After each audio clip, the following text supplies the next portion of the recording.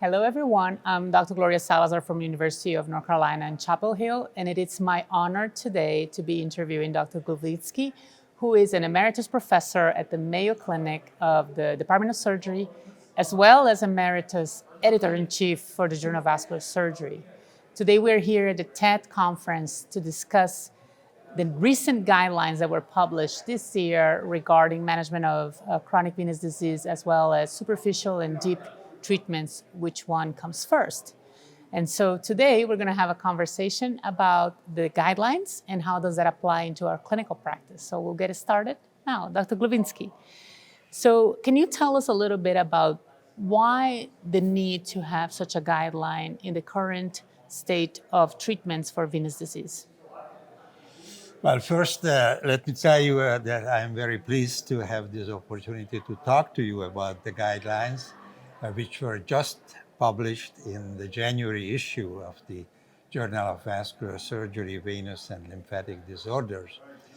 This was a monumental task that the three major North American society, SPS, AVF, and AVLS, undertook with the help of 20 authors to produce guidelines specifically focusing on chronic venous disease and specifically discussing the management of patients with C2 disease, which is varicose veins.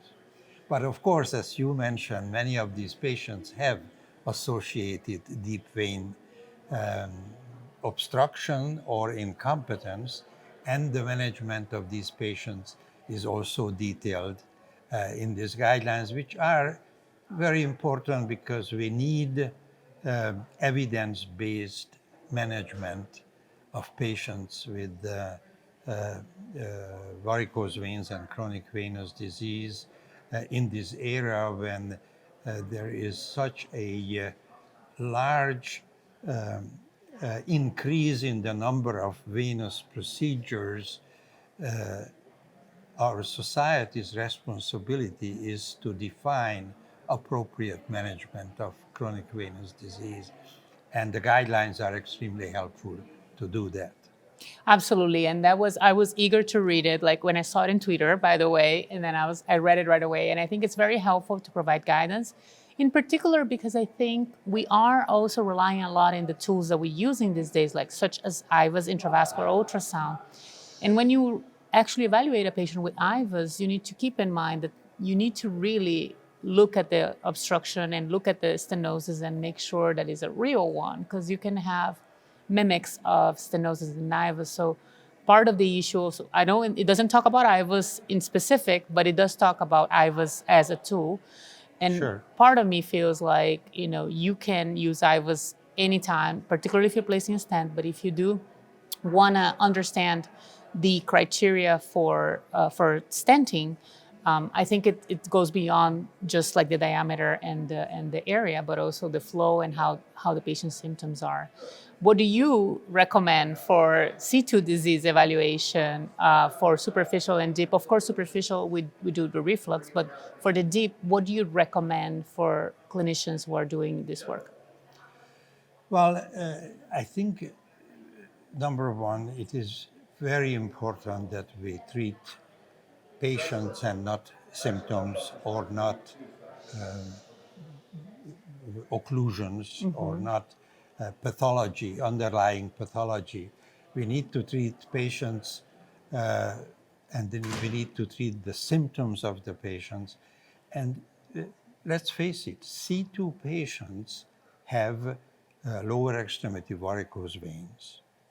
Most of the C2 patients indeed don't have more advanced symptoms or signs that really justifies interventions in the deep system.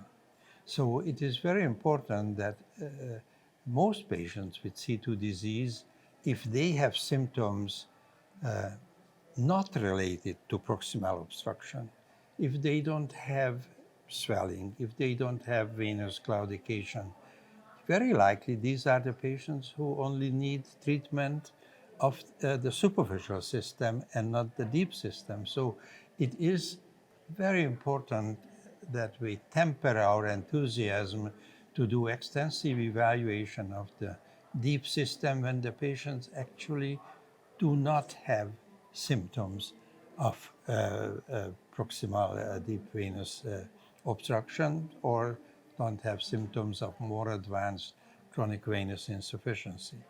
Absolutely. And I think for me personally, as I'm always mentioning, my practice is a little combined with the OB-GYNs sending me patients, as well as working in venous and deep. And part of the symptom evaluation in terms of C2 is, do you have pelvic pain, for example, which we're understanding now that there is some association with stenosis and pelvic pain and still have to be studied. And maybe we're going to have another guideline in a couple of years about that condition. But other than that, I would not order anything central, like to evaluate for central obstruction, and not even go to a venography, to your point. If it's C2, no swelling, no nothing. And so that's where I think the evaluation is so important, the clinical symptoms. Yeah, I fully agree. Well, I fully agree with your statement that we need separate guidelines for pelvic venous obstructions, and certainly separate or guidelines for the management of chronic pelvic disease. Coming back to the use of IVUS or proximal, evaluation of the iliofemoral venous system for obstruction, I have to agree that each imaging study has its place, and for proximal obstruction currently we would recommend IVUS and multiple plane venography, right, as kind of the current gold standard if we want to make decisions on interventions for iliofemoral venous obstruction. Absolutely, and that goes now above or beyond the C2 disease when we have a patient with C3 or perhaps the C4 category where you may suspect proximal obstruction and you evaluate and you have both. You have central obstruction and superficial venous reflux. Then the question is, and I know some of the guidelines also address that, what to treat first? Well, again, the guidelines currently suggest that patients with C2 disease without symptoms of proximal venous obstruction, without swelling, without venous claudication, without more advanced signs of chronic venous insufficiency, undergo treatment of C2 disease, which is primarily treatment of superficial venous incompetence. So in these patients, we would limit extensive evaluation of the proximal disease, and we would treat certainly first the superficial incompetence, whether it is truncal incompetence or varicose veins. If these patients have recurrent disease, that may force us to do more advanced and more detailed evaluation of the proximal venous system.